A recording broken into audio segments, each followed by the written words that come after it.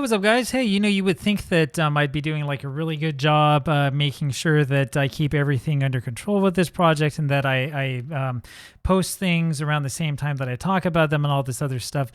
Yeah, that doesn't really happen. So we're going to talk through a post here that I made almost 2 months ago. And the reason why this happens is because sometimes I go a little bit off course. I actually have a couple of behind the scenes, a couple of documents. I have one that has every post for every day on the blog. And I have actually, I don't have a document like that for the channel, which is probably where the problems are coming in. I try to write as much as I create videos, and it can be very difficult. Sometimes it's not one for one. Sometimes it's just not enough time. But whatever, we'll just get straight into this. We're going to talk about today here are the original great teams of the past from APBA. Why are we talking about this? Because most people don't know much about this, including most APBA fans. And it's pretty interesting, actually, if you don't know about it, because you look at the APBA great teams of the past and you think, oh, these must have come out in this natural order, and they didn't. That's the thing that's interesting about this. So the first thing first is that there were original great teams of the past for APBA going back to the early 1950s, which is fascinating. I don't know how J. Richard Seitz got the data, right? In fact, I will show you here just a second.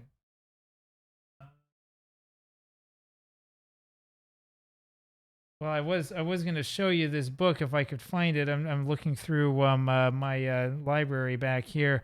I'm not sure actually if I kept on to it or not. I used to have a copy of the old original baseball encyclopedia from the early 1950s.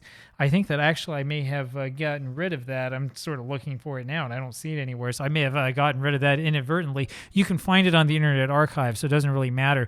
And the original baseball encyclopedia from the 1950s, from like 51, I want to say 52, and I'm looking back for a book that's clearly not there. So what?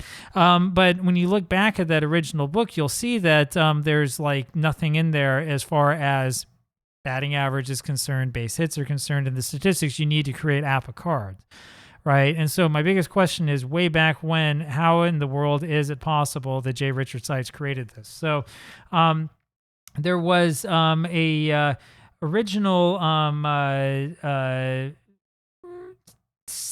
posted. I'm looking here through my post right now, and here we go. Here's the link to the Internet Archive. There was an original set that Francis Rose, who was then running the APBA Journal, created that was a copy of the original great teams of the past, including both Format A and Format B teams. You can look up more about this over on the Zach Handbook, which I'm not going to open for you. That'll probably be a little bit too much information for you. This is a Internet Archive copy of that original website. There used to be a photo here, which you unfortunately cannot see.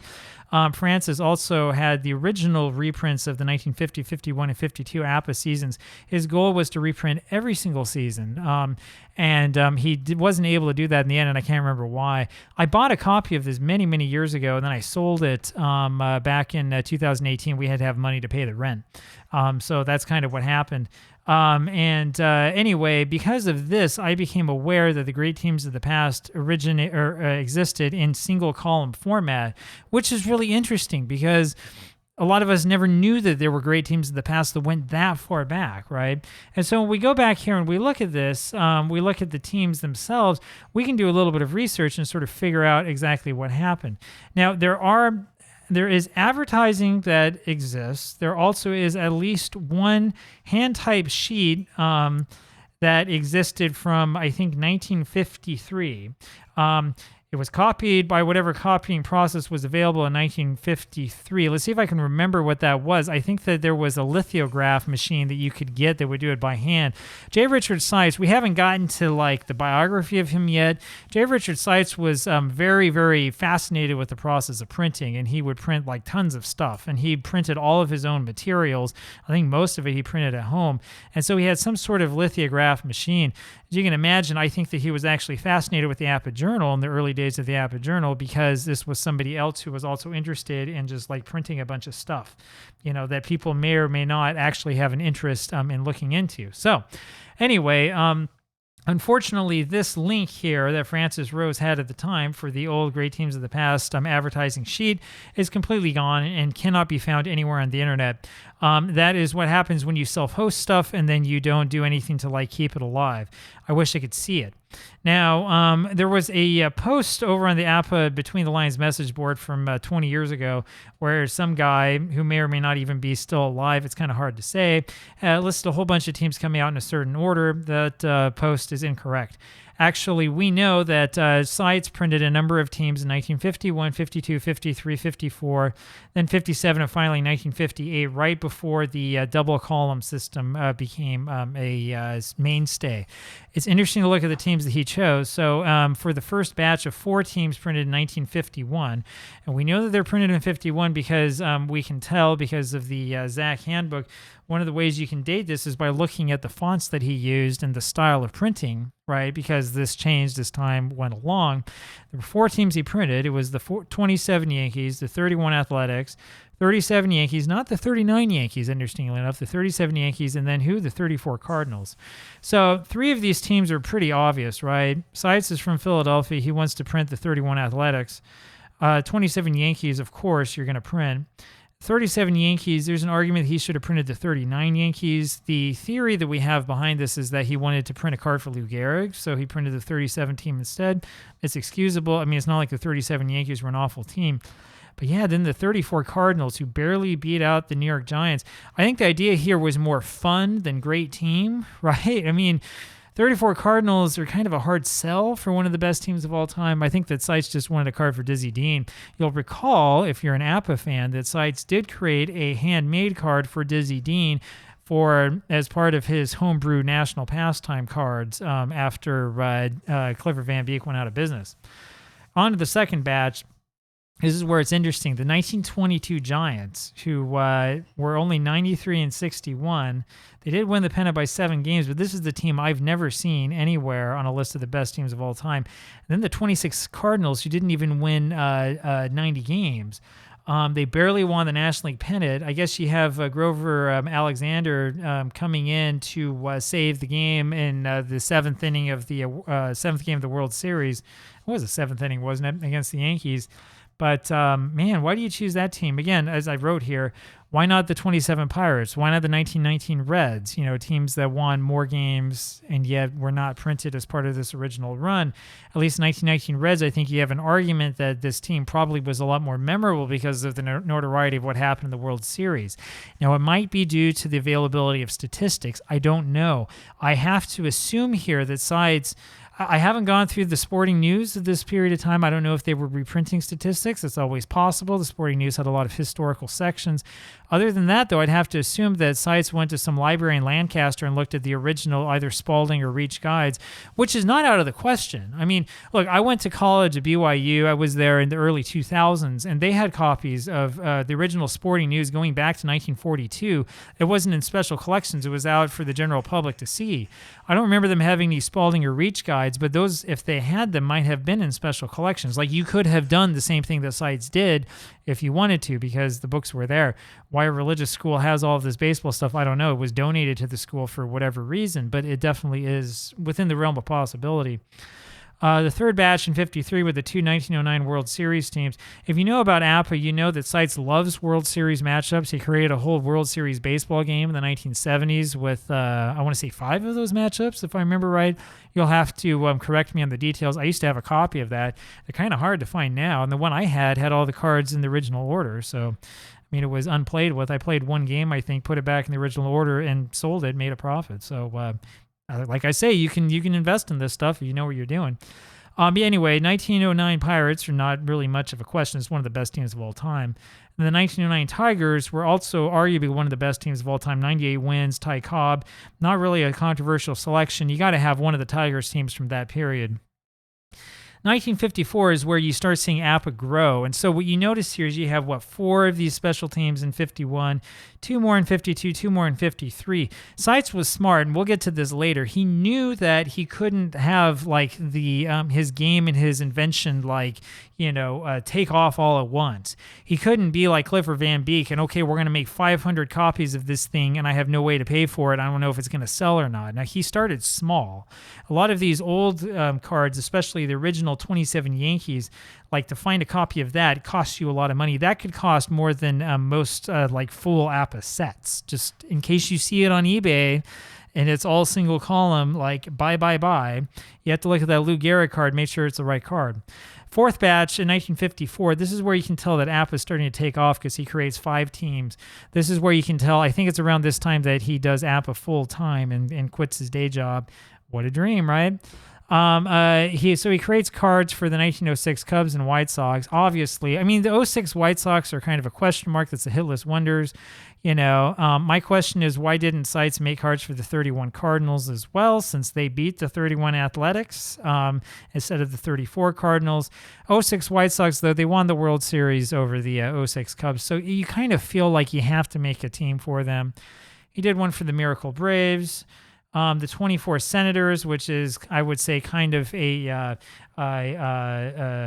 almost an emotional choice, right? For those who like baseball in Washington, D.C. I actually started a 1924 replay with Skeetersoft way back when, over a decade ago, when we first moved to the D.C. area. And then the interesting one is the 22 Browns. He never makes cards, at least back then, for the 22 Yankees. Let me go screw up my post for you guys. He doesn't, but he does make cards for the 22 Browns. Now, I know George Sisler hit 420 that year. That's almost certainly the reason why he made them. This is why the original advertising would be really, really cool to see exactly what Seitz says about these teams. But yeah, so he makes cards for the 22 Browns without making cards for the Yankees. Remember, he did make cards for the 22 Giants that year, who swept the Yankees in the series. You kind of wish that he would have made cards for the Yankees. You could argue that the 27 Yankees are almost the same team, but you have to realize that there were no cards for the 22 Yankees in 1954 in APBA, right? And you got to think, well, it'd be kind of nice to have that team. The other interesting thing here is you have 1, 2, 3, 4, 5, 6, 7, 8, 9, 10, 11, 12, 13 teams, not 12. So now it's an odd number. And in 57, we have 3 more teams printed, but it takes 3 years to print them. That's the other interesting thing.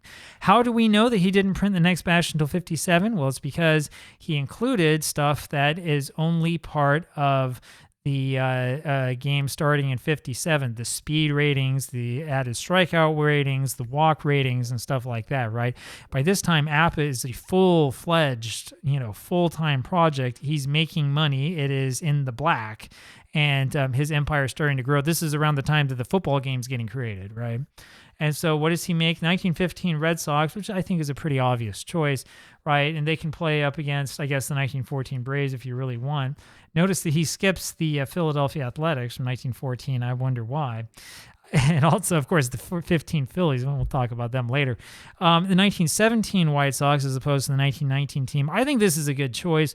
I personally think the 1919 White Sox are overrated, largely because they threw the World Series. There's always been this idea that they're a team that was good enough to so that they had to purposely lose the World Series. I think that there's a little bit of a stretch there. And then the 1920 Indians. Again, this is another sort of knock on the Black Sox, right? So I understand why it was that he did that. I asked somebody earlier who confirmed that, yes, Ray Chapman does receive a card in the original 20-card set for the 1920 Indians, so which is also an interesting thing to know. So you can comment about that down below. Let me know what you think.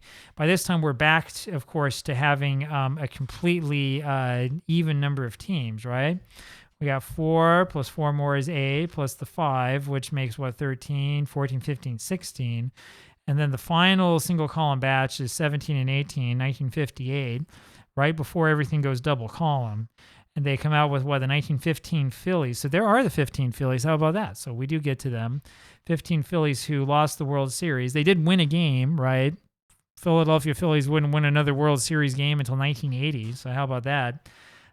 65 years later. And then the 1920 Dodgers, you could replay again 2 of these World Series, 1915 and 1920. And that's really what his focus always was afterwards.